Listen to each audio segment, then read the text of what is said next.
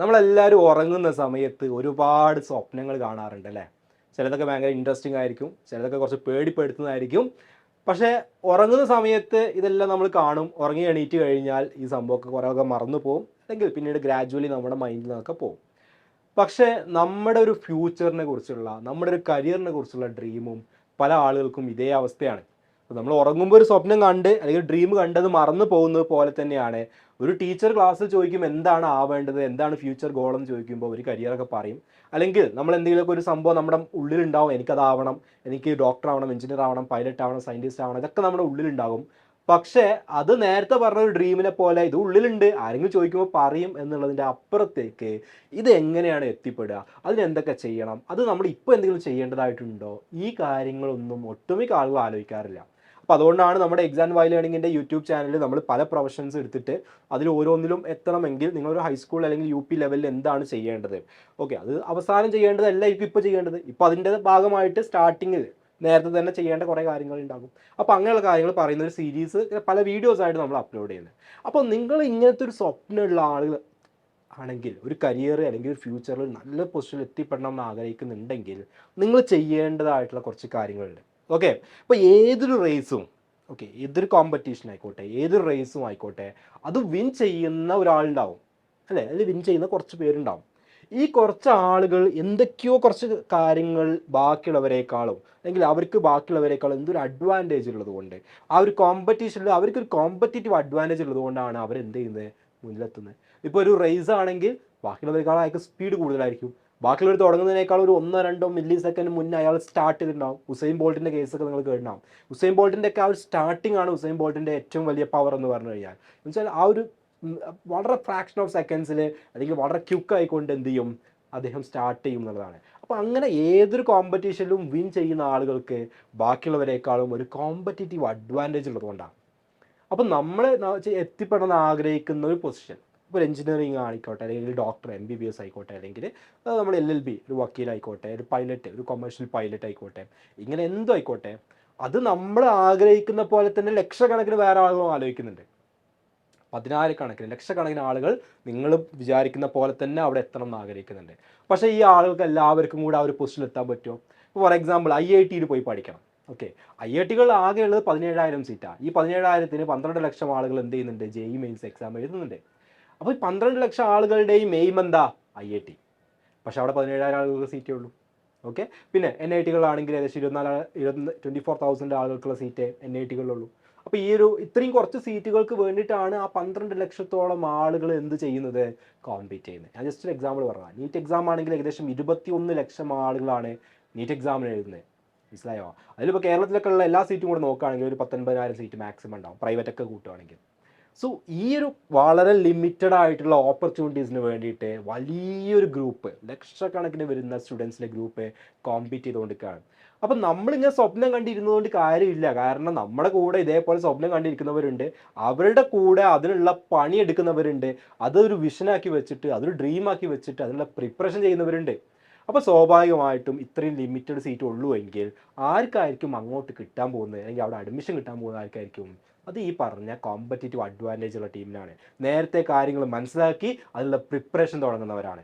അപ്പോൾ നമ്മൾ ഇതിങ്ങനെ മനസ്സിൽ വെച്ചുകൊണ്ട് നടന്നിട്ട് അവസാനം ഒരൊറ്റ ജമ്പ്, നമ്മുടെ ഗോളിലോട്ട് ഒരൊറ്റ ജമ്പിലൂടെ എത്താമെന്ന് നമ്മൾ വിചാരിക്കുന്നുണ്ടെങ്കിൽ അതൊരിക്കലും പോസിബിൾ അല്ല.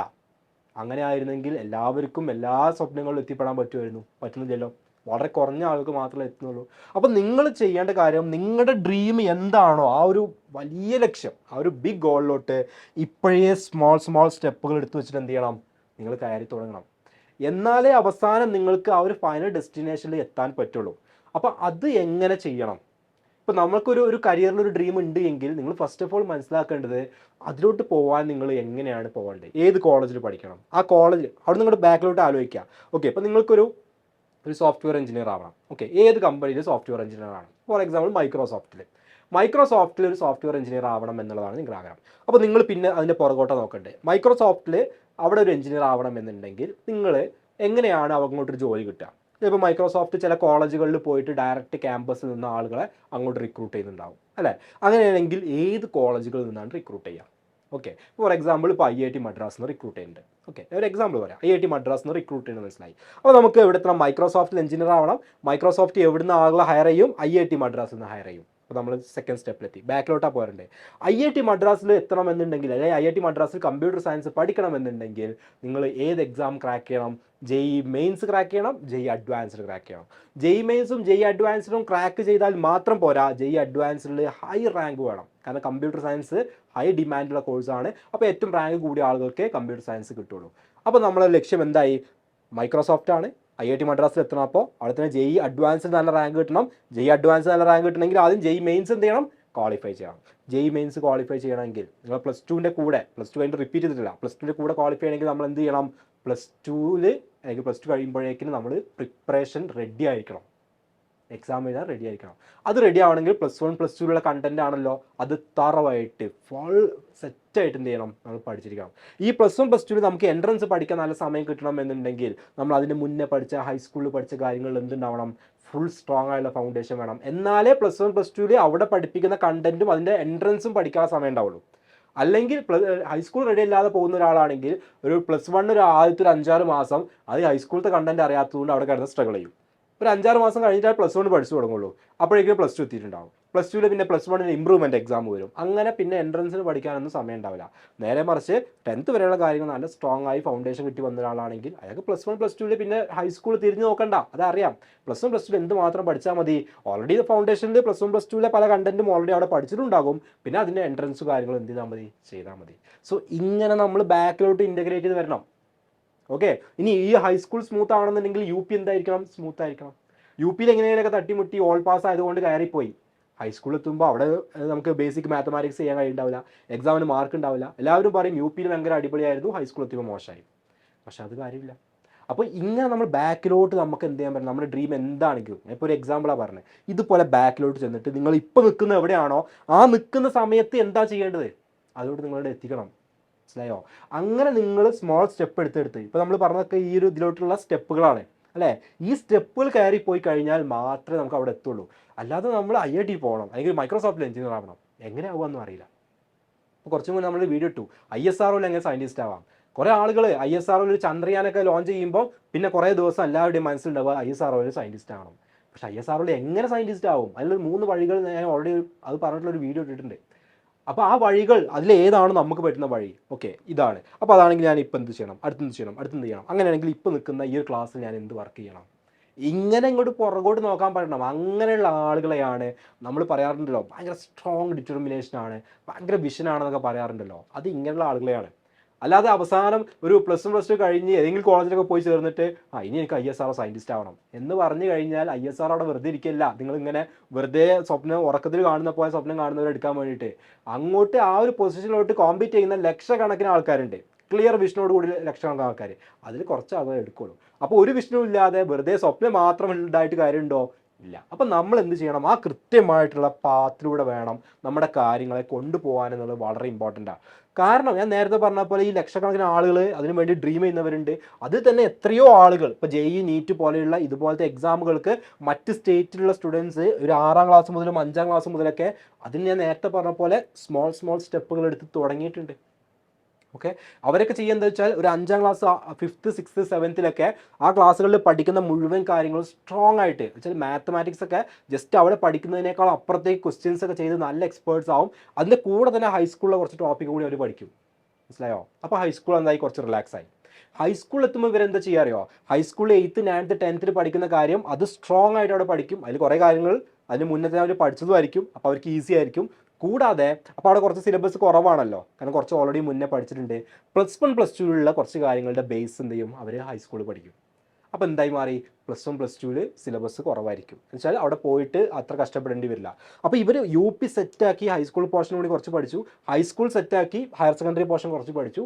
എന്നിട്ട് ഹയർ സെക്കൻഡറിയിൽ എത്തുമ്പോൾ അവർക്ക് ഓൾറെഡി കുറേ കാര്യങ്ങൾ പഠിച്ചിട്ടുണ്ടാകും. ബാക്കി സമയം അവർ മുഴുവൻ എൻട്രൻസിന് വേണ്ടി ഡെഡിക്കേറ്റ് ചെയ്യും. അങ്ങനെ +2ൻ്റെ കൂടെ അവർ എൻട്രൻസ് എക്സാം ക്രാക്ക് ചെയ്യും. ഇതാണ് അവരുടെ സ്ട്രാറ്റജി. അതുകൊണ്ടാണ് അവർ 5th മുതൽ 6th മുതൽ സ്റ്റാർട്ട് ചെയ്യുന്നത് പറഞ്ഞത്. എന്ന് വെച്ചിട്ട് അവർ മുഴുവൻ സമയം ഇരുന്ന് എൻട്രൻസ് ക്വസ്റ്റ്യൻസ് ചെയ്യണോ? അല്ല, അവർ പഠിക്കുന്ന കാര്യം സിസ്റ്റമാറ്റിക്കായിട്ട് പഠിക്കും. നമ്മൾ പഠിക്കുന്ന കാര്യം എക്സാമിന് വേണ്ടി തലേ ദിവസം എന്തെങ്കിലും കാണിച്ചിട്ട് പഠിക്കും. ഇതാണ് ഡിഫറൻസ്. ആ എന്തെങ്കിലും കാണിച്ചിട്ട് പഠിക്കുന്ന കാര്യം കൊണ്ട് ഫ്യൂച്ചറിൽ ഒരു ഉപകാരം ഉണ്ടാവില്ല. അന്ന് പഠിക്കുന്ന മാത്സ് പിന്നീട് ഒരു ദിവസം ഓർമ്മ ഉണ്ടാവില്ല, അന്ന് പഠിക്കുന്ന സയൻസ് പിന്നെ ഓർമ്മ ഉണ്ടാവില്ല. പക്ഷേ ഇവരങ്ങനെയല്ല. ഇവർ ആ ഒരു സ്കൂളിൽ നടക്കുന്ന ബോർഡ് എക്സാം അല്ല അവരുടെ ലക്ഷ്യം. അവരുടെ ലക്ഷ്യം എന്താ? +2 കഴിഞ്ഞിട്ട് കിട്ടാൻ്റെ അല്ലെങ്കിൽ എഴുതേണ്ട എൻട്രൻസ് എക്സാമാണ് അവരുടെ ലക്ഷ്യം. അത് മുന്നിൽ വെച്ച് പോകുന്നതുകൊണ്ട് തന്നെ എന്തെങ്കിലും കാട്ടിക്കൂട്ടി സ്കൂൾ എക്സാമിനും ബോർഡ് എക്സാമിനും മാർക്ക് വാങ്ങുക എന്നുള്ളതല്ല അവരുടെ എയിം.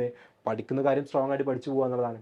അപ്പോൾ അതിൻ്റെയൊക്കെ അഡ്വാൻറ്റേജ് അവർക്ക് കിട്ടും. അപ്പോൾ അങ്ങനെ പ്രിപ്പയർ ചെയ്ത് വരുന്ന എല്ലാ തരത്തിലും നന്നായിട്ട് വെൽ എക്യുപ്ഡ് ആയിട്ട് വരുന്ന ലക്ഷക്കണക്കിന് കുട്ടികളുണ്ട്.